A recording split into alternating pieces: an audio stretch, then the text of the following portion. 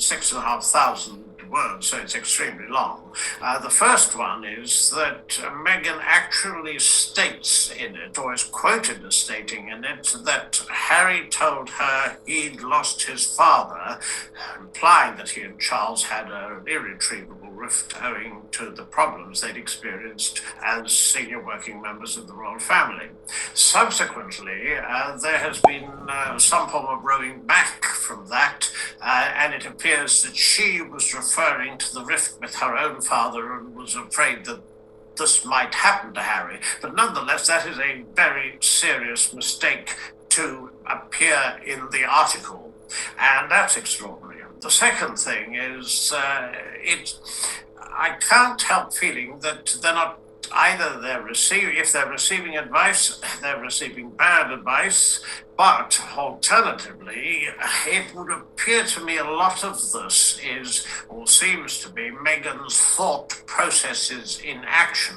I mean, it is an extraordinary thing to say that a supporter, this was apparently a member of the cast of The Lion King who was from South Africa, telling her that when she married into the royal family, there was dancing in the streets, much as there was when Nelson Mandela was released from prison. Now, that may or may not have happened, but it's the last thing that you include in an interview and expect to be taken seriously.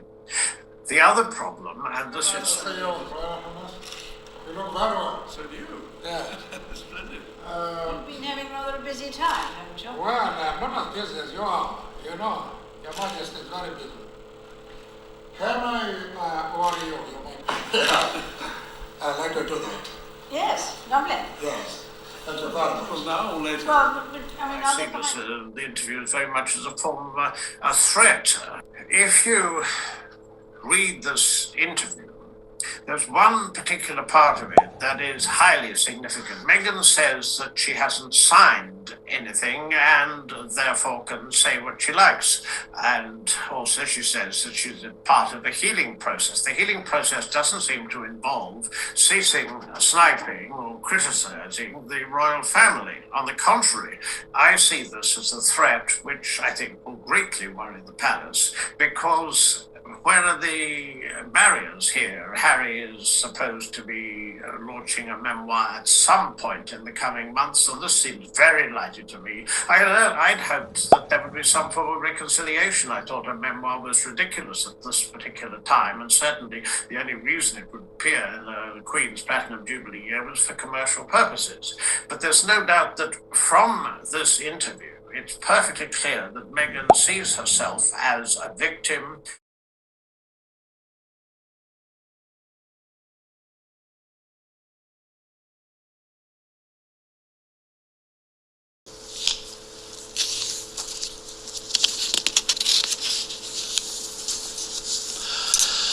The BBC is interrupting its normal programmes to bring you an important announcement.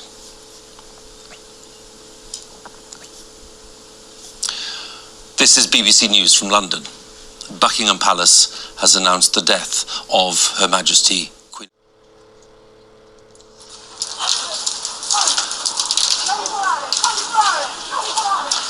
We have some very important news. Buckingham Palace has just announced that Her Majesty Queen Elizabeth II has died.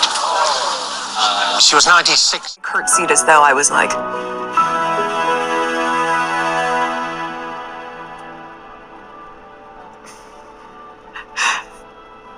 Pleasure to meet you, Your Majesty.